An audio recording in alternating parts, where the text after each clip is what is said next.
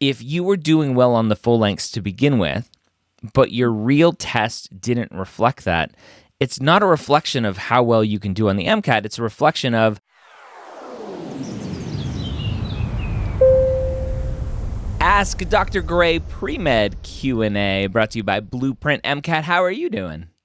I'm good. How are you? I am excellent. What can I help you with today? So I was wondering, I am about to retake my MCAT. And so besides retaking, what can I do when my official MCAT score that I got in July is very different from the practice scores that I was receiving before that? In terms of what? In terms of, I'm not sure I understand the question. I guess what I'm wondering is when you take your MCAT, right? Like your practice exam should show you how you're going to do. Ideally. Ideally. Yeah. But something on test day doesn't go as planned. So whenever you are preparing for that retake, I guess, do you have any advice to actually make, what your practice exams look like actually happen, like come into fruition? Yeah. I think number one, the first question is always, were the practice tests taken in testing in a true testing environment, meaning the time length was 7.5 hours. You were taking all of the normal mandated breaks, and was that all up to par, or were you doing a section here, a section there, taking a day off? What did that look like? At the beginning, it was definitely more laissez-faire. I just kind of was sporadically doing everything and taking breaks in between. And then I kind of didn't know whether or not I was going to receive my accommodations. So then I was practicing under my, ideal accommodations time. Mm-hmm. But then as I was realizing that I probably wasn't going to get the accommodations that I actually needed, I started practicing, I guess, more along the lines that I needed to be practicing. But that wasn't until probably 2 or 3 months before my real exam. Okay. Which is still a lot of practice exams. Yeah. I probably took 6 or 7 in between that time. Okay. But it was, I think practicing with the mask was something that I didn't do early on, or even until probably as close to my exam, probably a month out. Yeah. And so that I definitely think affected me more. And then I also realized I talk to myself whenever I'm taking exams. And so I don't think I noticed that until the day of the exam. Like it didn't occur to me. So interesting. I think, yeah, not loudly. It's usually just under my breath, well, but you can't do that during the real exam. So yeah. Interesting. Okay. So a couple instances. For your retake, are you going to get the accommodations that you need? Yes. I'm so excited. So that number one will make a huge difference. Double MC is notoriously hard to get accommodations. So I'm glad you got the accommodations you need. So that alone should make a huge difference to take the test in the environment that you will need. The other thing is that there are some people that just have bad test anxiety. And for some reason, the practice tests, and not for some reason, it seems pretty obvious, right? The practice tests don't trigger that anxiety because there's no consequence to doing bad in a practice test other than a bruised ego. But on a real MCAT exam, that's make or break, at least that's what you tell yourself, and your anxiety spikes, and then you go into the test and you do much, much worse than your practice exams because of that test anxiety. Do you think you have a little bit of test anxiety that goes along with everything? Yes, pretty severe. I felt oddly calm on my test day, but I think that was what my test anxiety does for me, is make me feel calm and secure, but I'm not. So I was low-key just freaking out about everything. And CP is my worst section. And of course we start with CP. So it was kind of, I guess, all downhill from there. Yeah. But I do agree that for my practice exams, I don't have that fear when I'm taking them. And so I can just be there. I was actually telling someone the other day, I wish we could just take it online, how the LSAT is being taken right now. it's a little unfair because I feel like it would get rid of some of that testing anxiety, at least for me, just to be in the same exact place where I've been taking my exams for months now. Yeah. Yeah, there's no reason, no excuses for why the AAMC hasn't moved the test online at this point. 18, 19 months into this pandemic with a fourth wave going on, it's atrocious that they haven't put any effort into, at least publicly, letting anyone know that they're going to move it online. There's no kind of inkling that that's going to happen. So shame on them. But it sounds like you've learned from your first time practicing with a mask. I was saying it way back in March of 2020. It was like, you should be taking your full lengths in masks because that's what's going to happen for the real test. You're going to have to take it with a mask. I guarantee it. So, and here we are again, 18, 19 months later, we're still taking tests in masks. So definitely taking a test in mask. It's obviously not a decreased oxygen situation or anything like that. It's just an annoyance, right? You just have this thing on your mouth, and if you wear glasses, your glasses will fog up, and just making sure you get the right environment to where you can prevent that and everything else. So from that angle, you're set. From a accommodations angle, you're set. It sounds like you understand that full-length exams are key to understanding how the MCAT works, doing practice questions. So from that angle, it sounds like you're set. So really, I don't think there's much you need to do other than understand that if you were doing well on the full lengths to begin with, but your real test didn't reflect that, it's not a reflection of how well you can do on the MCAT. It's a reflection of that was just a bad test day. Number one, not getting the accommodations you need. And number two, just, again, the test anxiety just rearing its head because that was your real test. Was that your first test? Your first real test was that last one? So it makes sense. Now, where I want you to be careful with is going into the test again. Those with test anxiety will typically have worse anxiety going into a second, third, fourth test because you're putting more pressure on yourself, saying, I have to do well on this one or else. If I don't do well on this one, then, right? And you tell yourself these worst case situations, these worst case scenarios of, if I don't do well here, I'll never get into medical school. If I don't do well here, then I'll never be able to do well in the MCAT. And all of that is just a lie because you can take the MCAT again and again, right? 3 times a year, 4 times in 2 years, and 7 times total. Hopefully, I pray that you only have to take it twice, and that's okay. So that's just something that you can be working on today is just meditation, mindfulness kind of stuff to calm your mind going into your second exam to prevent any sort of anxiety coming up and ruining all of the prep that you've been doing up until this point. Yeah, that's great advice. Thank you. Mm-hmm. So the question that I have for you is, you said Chem Phys is your worst exam. Worst section? Why do you think it's your worst section? Well, besides the scores being lower. Besides the scores being lower, I tend to just have a really tough time with math. I actually have diagnosed dyscalculia, which is a math disorder. So it just automatically kind of is harder for me to understand. Okay. But there's no math on the MCAT. There is math, but there's no math. There is, but there isn't. There is, but there isn't. It's like when I see numbers, they just scare me. Exactly. So again, that gets into this mindfulness kind of meditation stuff. You need to disassociate seeing numbers with math anxiety because the MCAT is not going to expect you to do complex math without a calculator. Leah Forsai has a really good series, if you haven't watched it, all about math for the MCAT.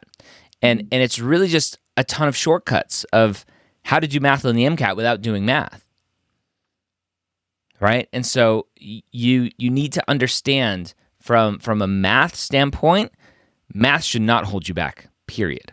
It's not a math test. There are numbers, and they expect you to be able to know how to move decimals when converting units, but beyond that, there's no math. Yeah. There's the appearance of math, but the MCAT is a reading comprehension and analysis test, not a math test. Yeah, I agree. I do need to like get that anxiety under control a little bit because I think that's definitely holding me back for Okay. sure. Even though practice. Do you think that's the biggest issue for ChemPhys for you? Yes. I'm pretty good with the concepts and just the general ideas and applying them, but it's usually as soon as I see a number, it's like, just that's it. Yeah. Like my latest practice exam, I only ever had like questions where the answers were, A is 2.5, B is 3.5, and like stuff like that. Well, all of those answers were wrong.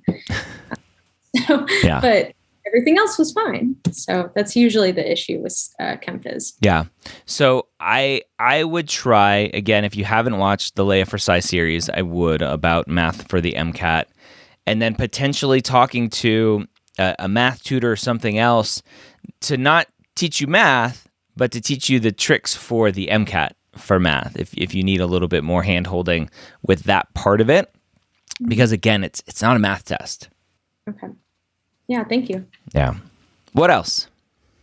Well, I was wondering so I guess this kind of goes off of my last question, but I'm filling out secondaries right now, and a lot of them give you the opportunity to be like, hey, did something happen or go wrong? Yep. Let us know. So I was wondering, can I kind of explain pretty quickly? Usually it's not very many characters, but can I explain about needing to retake my MCAT just because of not having the correct accommodations, and now I have them, and that's pretty much the basis of it? Or will that kind of bite me in the butt if for some reason it happens again? Yeah. So there's a couple things to think about. Number one, if it happens again, then what's your excuse? But before that, previously, a few years ago, the AAMC would put an asterisk next to test scores where students were taking a test in non-standard conditions. They were calling out students telling the medical schools, this student took the MCAT in non-standard conditions, buyer beware, right?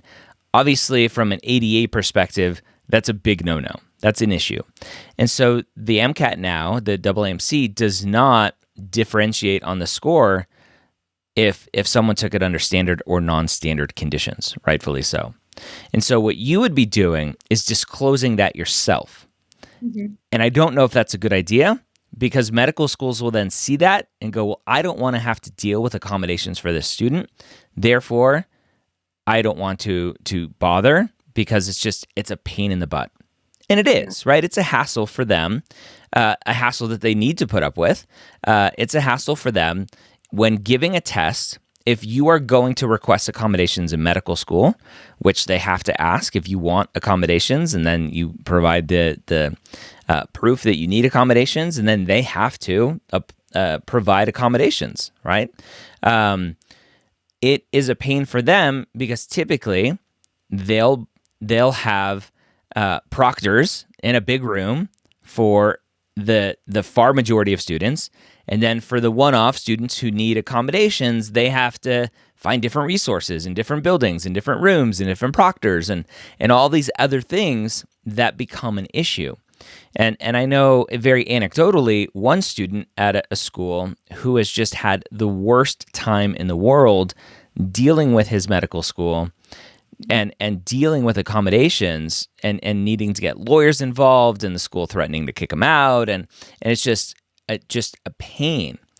And if a school can go, oh, thanks for letting us know you need accommodations, no thank you, unfortunately, they can do that under the guise of, oh, your MCAT score is not good enough, oh, your GPA is not good enough, oh, we just don't like your story, oh, you're not a fit, without saying, hey, we're violating the ADA rules here, and we're going to reject you because you need accommodations. So I would be very careful calling out the accommodation aspect of it. Now, if you said, my practice scores were here, on my test day, something happened, right? Whatever that is, and unfortunately I didn't perform up to my best and I'm going to retake it, you can do that without calling out the need for accommodations. I still wouldn't do that. I don't think you need to. There are enough students out there who, shocking, don't do well on the MCAT first time around, right? So I don't think it's an issue. Do better on the second test, apply, and I think you'll be better. Awesome. Okay, thank you. Yeah. Can I ask one more question? Sure. Cool. So I am currently, located in Texas, but I'm not from Texas for my master's program. So I was kind of wondering, my dream school is in Texas, and I've kind of known for a while, like I wanted to be here and I wanted to hopefully become a physician here. But since I'm counted as an out-of-state student, things are kind of just stacked against me already. So I was Why don't you transfer your residency if you're living in Texas? I'm hoping to do that. But how long have you been in Texas now? About a month. Okay, so only a month. Yeah. I know I have to wait a while. I'm, like I said, I'm currently in my application cycle, so I know it wouldn't be able to happen now. But if why not? I thought you had to live here for like a year, and like I don't know if things really count when you're in a master's program, because I read somewhere if you're trying to get residency because of school, like it doesn't count. And yep. So you have to go to Texas to their state laws to find out how to gain residency in that state, what the requirements are. Education historically has been to prevent a student from needing to change the residency, but it usually doesn't prevent you if you want to change your residency. So just double check what the state of Texas says, because every state has different laws in terms of residency status. For in-state residency for your current application cycle, yes, you're going to be likely considered an out-of-state applicant, which makes it harder to get into a Texas school. But in the event that you need to reapply and you still want to go to that school, like set all that stuff up now. Cool. So as long as it's not, I guess, too late, that works out. Yeah. But yeah, I was just wondering, I guess, overall how to be a good out-of-state candidate, especially since I'm already applied. Yeah, stats are really what make or break out-of-state applications, unfortunately, for Texas. Stats and because I'm really good friends with the team DSAS people, I believe it's clinical experience, lots of clinical experience and good stats. Okay. Well, I got one of those things. one of three. Stats, MCAT, GPA. Do you have the GPA? I worked really hard to get it up. I was coming from a low point of like a 2.4 and ended with a 3.3. Nice. At graduation, but the trend is just yeah, good. Really the epitome of a trend. Nice. But I am just hoping my MCAT can really show off my skills, I guess, or I have odd feelings about the MCAT, but we don't have to go into all of that. Yeah. All right. So, what are you doing differently MCAT prep wise this time around? So, been practicing with now the accommodations that I have. So I now have timed accommodations. Mm-hmm. So and also I guess breaks. I have a calculator, and I have like a private room now, so I can. It literally says on my accommodations that I can talk to myself. So that was really a kind of life-changing for me, I think, seeing that. So I'm really excited, and I've been taking my practice exams like that. Okay. And I also feel like, since I've been kind of busy, I haven't been able to practice as often, but I am having, I guess, I don't know, I haven't been able to practice as often because of starting my master's, but I've been wanting to make sure that whenever I do practice, I practice well. So I'm just spending, instead of like all day studying, I'm just spending like little spurts of time. Yeah. Okay. All right. Well, fingers crossed that you do well. If you need some more full-length exams, Blueprint MCAT has fabulous full-length exams. I know there's some potential of you doing a Blueprint course. We're working on that to see if we can get you there. But fingers crossed. Good luck on your retake, and get a little mindfulness and Zen going before the exam to stave off those calculator and math jitters. Yeah. Thank you so much for having me today. I really appreciate it. You are welcome.